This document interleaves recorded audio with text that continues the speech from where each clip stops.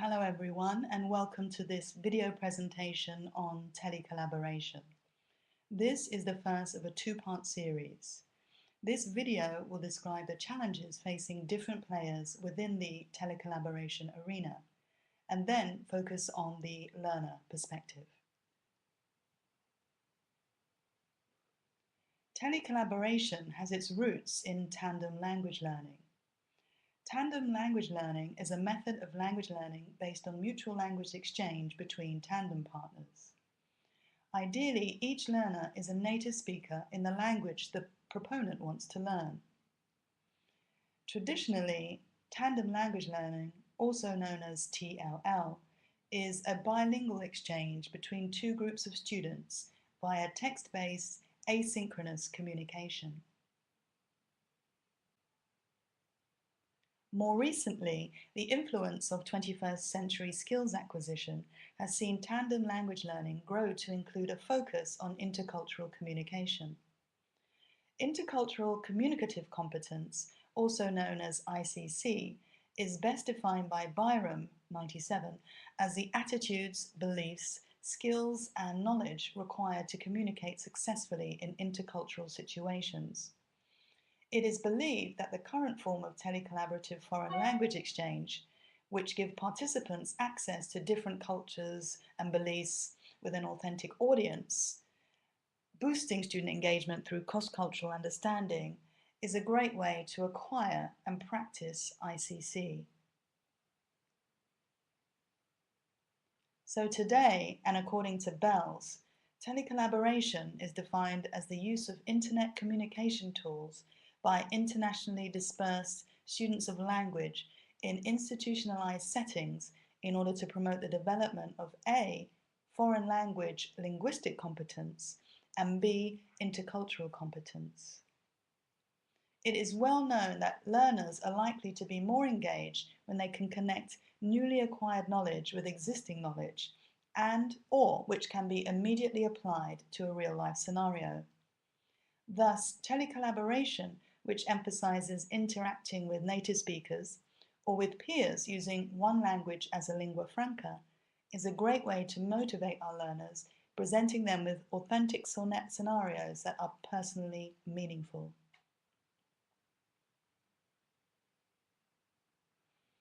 So we have established that online intercultural and collaborative exchanges promote social learning and, with an emphasis on language and cultural skills, may even prepare our learners to compete in the global workforce. However, telecollaboration is not without difficulty. Indeed, the challenges of participation in telecollaborative exchanges are well documented in works such as Telecollaborative Networks in University Higher Education, Overcoming Barriers to Integration by O'Dowd, Understanding and Working with Failed Communication in Telecollaborative Exchanges by O'Dowd and Ritter, Missed Communication in Online Communication, Tensions in a German-American Telecollaboration, Where, and The Practices and Challenges of Telecollaboration in Higher Education by Helm.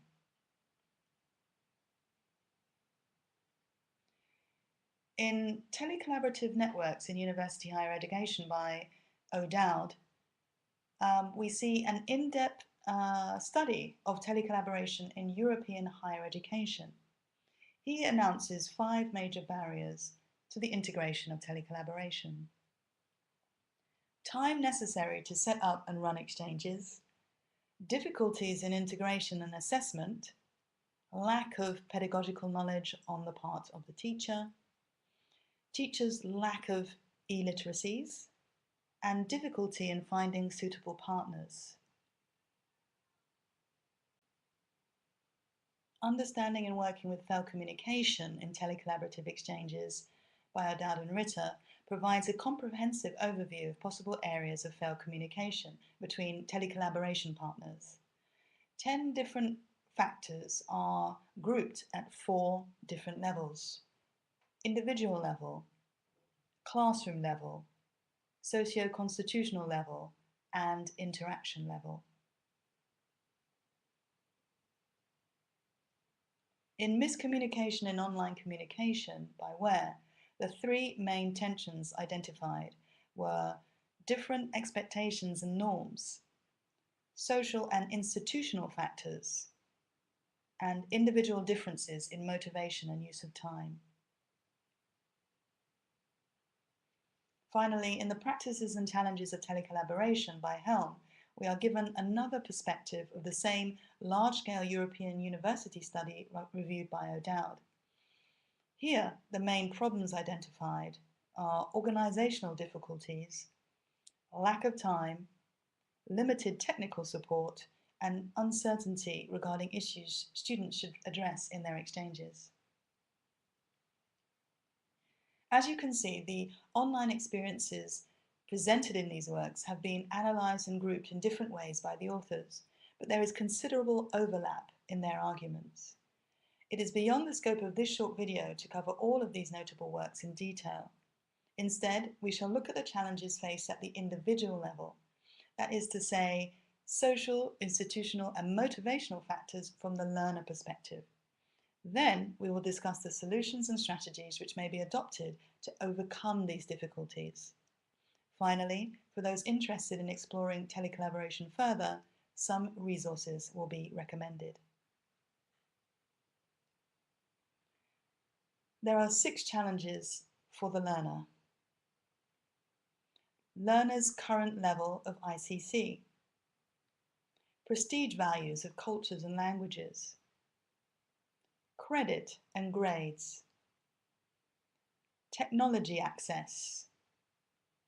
Linguistic conventions and interactional purpose. Use of time. As mentioned earlier, intercultural communicative competence, or ICC, is best described as the attitudes, knowledge, skills of interpreting and relating, skills of discovery and interaction, and critical cultural awareness and political education. Although one of the main aims of telecollaboration is to increase intercultural competence, one cannot deny that an individual's lack of awareness of the economic, cultural, and/or political situation of the partner country may serve to compound national stereotypes. In this way, a lack of ICC can lead to misunderstandings. For example, in Crump and Thorne's 2002 telecollaboration study, American university students found their French counterparts unfriendly and pompous because of their factual and impersonal communication style. Similarly, in O'Dowd's 2006 study, between German students and Spanish students, the German students left with a negative impression of their partners. So, although the main goals of telecollaboration are to reflect on one's own culture and develop pragmatic and cultural learning, such an activity may in fact reinforce stereotypes and uphold existing negative attitudes. Differences in prestige of cultures and languages is also a cause for concern for telecollaborative exchanges. Today, instruction and practice of the English language is highly sought after, and in many countries, students learn this language from a young age to a high level, hoping to use it for travel and work. For example, one study reveals how students in Germany viewed learning English as a lingua franca, as vital to access better jobs and social mobility within the new European Union. English native speakers, on the other hand, typically come very late to taking up a language for the first time, maybe at secondary school, high school, or even at university, and thus, more often than not, are at a lower proficiency level than their similar age counterparts. It's also likely that English native speakers acquire language skills for intrinsic motivation such as personal enjoyment. Therefore, this difference in prestige and mixed objectives make it difficult to find and match appropriate groups and may result in, as Ware put it, missed communication.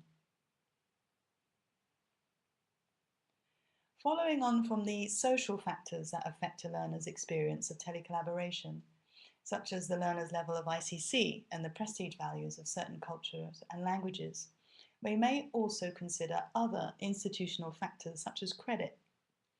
For example, in Ware's study of a German-American telecollaboration, the American group specified grades as one of the primary motivations for their participation, whereas the German group mentioned making interpersonal contact as their primary motive and not grades. These examples show that different institutional factors may encourage differing attitudes and behaviours, which may result in a negative evaluation of a telecollaboration project. Access to and functional knowledge of technology is vital for a successful telecollaboration. It goes without saying that financial support is needed by the institution to acquire the necessary equipment and provide training of use to the teachers. Similarly, students need time and possibly training to familiarise themselves with tools and to ensure that they can be accessed outside of the classroom or computer room if asynchronous activities are included. At the same time, we should not assume that technology access in every classroom is equal, and be aware that geography and socio-economic class may create a digital divide, and thus differing attitudes towards technology use. For example, the German students in Ware's 2005 study were pleased to use instructional technology in their English course. On the other hand, the Americans had significant experience in using technology and did not see it as an attractive element of the course. As mentioned in the discussion about prestige values of cultures and languages, participants come to telecollaboration projects with differing language levels. Inevitably, if partners are mismatched at proficiency level, it means that one partner can express more freely and accurately their intentions. In this way, the lower learner may feel overwhelmed, and the higher learner may find the partnership too easy and unchallenging. In another telecollaboration project between German and Australian groups, it was found that student-specific and culturally influenced behaviour, especially when writing in a foreign language, can give rise to further linguistic misinterpretations. So differences in expectations in telecollaboration may start from a linguistic perspective, and Ware's study highlights possible conflict in the use of linguistic conventions. One student says, "The German students were sloppy in the way they write. I'm very rigorous about it. If I don't know something, a name, die, das, I will check in the dictionary before writing something. I wouldn't say, it doesn't matter." This example shows how different linguistic conventions such as spellings, abbreviations, attention to grammar, use of capital letters and so on may collectively serve as a barrier to positive interaction. Indeed, the American students felt their German counterparts communicated in very informal language, quite unhelpful for them looking to acquire grammatically correct language structures. Either way, differing levels of language proficiency, coupled with differing online linguistic conventions, inevitably lead to conflicts in interactional purpose. Participants in telecollaboration come with their own individual differences and motivations, and the allocation and use of time has been noted as a source of tension. For example, even though technology access was ubiquitous for the American students in Ware's 2005 study, they reported in their post-questionnaires that they had allocated little time to participation. The apparent time-saving approach of the Americans was interpreted by their German counterparts as a lack of dedication to the project, which was, in fact, actually related to grades. So this is a good example of the interrelationship between the challenges we have been discussing. In this example, motivation, use of time, attitude to, and expectations of grades all play a role in the telecollaboration experience. We may conclude then that the challenges in telecollaboration are interrelated. And this interrelationship may provide some clues about the solutions and strategies we can adopt to overcome the aforementioned barriers. If you are interested in exploring telecollaboration further, here are some literature recommendations.